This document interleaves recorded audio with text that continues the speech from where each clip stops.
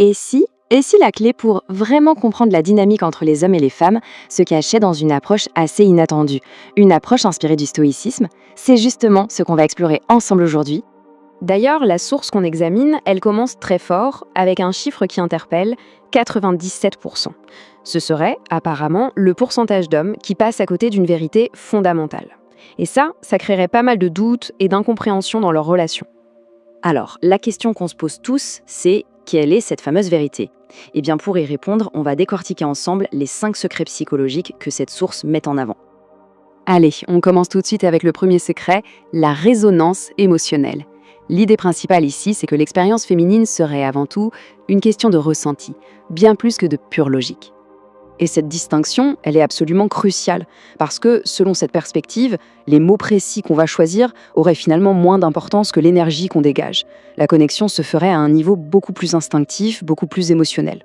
En gros, la conclusion de ce premier point, c'est qu'un état intérieur qui est calme, qui est centré, presque stoïque, agirait comme un véritable aimant. Cette force tranquille serait en fait bien plus puissante que n'importe quel discours, même le mieux préparé du monde. D'accord, mais si cette énergie est si importante, comment est-ce qu'elle est testée?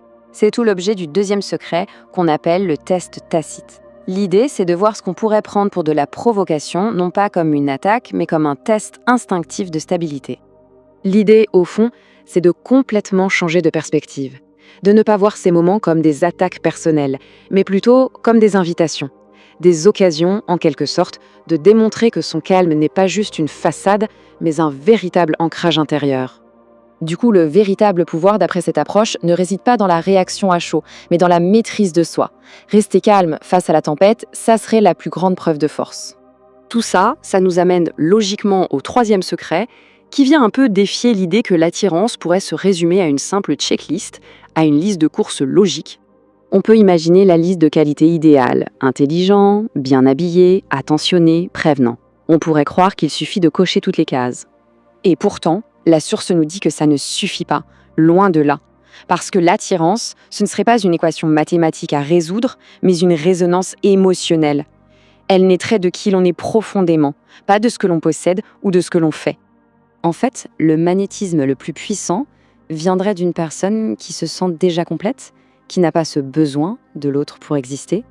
C'est cette confiance tranquille, cette posture où l'on n'a pas peur de la perte, qui créerait une aura presque irrésistible.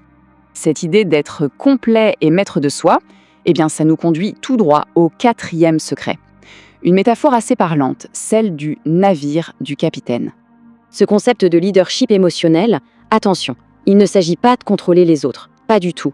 Il s'agit de contrôler sa propre vie, d'avoir une vision claire de là où l'on va et de s'y tenir avec une calme détermination. Pour le dire autrement, on ne s'attache pas au simple passager d'un voyage. Non, on s'attache au pilote, à celui qui tient fermement le cap. L'admiration et le respect viendraient donc tout naturellement à celui ou celle qui navigue avec assurance dans sa propre vie. On arrive maintenant au cinquième et dernier secret. Et celui-ci, la source l'identifie comme étant le plus profond et peut-être le plus transformateur de tous. L'idée fondamentale ici, c'est un véritable changement de focus. On passe des actions externes, les cadeaux, l'affection, les mots, à quelque chose de beaucoup plus interne, la culture d'un état. Une présence qui est stable, qui est consciente et qui reste solide, peu importe ce qui se passe à l'extérieur. Et ça nous amène à une différence clé entre la dépendance, où l'un a besoin de l'autre pour se sentir complet, et ce que la source appelle la polarité. Dans ce deuxième cas, on a deux individus qui sont déjà complets, déjà stables, et qui, ensemble, créent une dynamique incroyablement puissante, un véritable espace de croissance mutuelle. Et voilà peut-être la synthèse parfaite de tous ces secrets. L'autre n'est pas un adversaire à convaincre ou à battre. L'autre est un miroir. Les relations nous révèlent nos propres forces, bien sûr, mais elles mettent aussi en lumière tout le travail intérieur qu'il nous reste à faire. La source nous laisse donc avec cette ultime question, qui fait réfléchir, la clé pour comprendre les autres, se trouverait-elle vraiment en soi-même? Est-ce que le chemin vers l'harmonie avec le monde extérieur commencerait en fin de compte par trouver la paix à l'intérieur?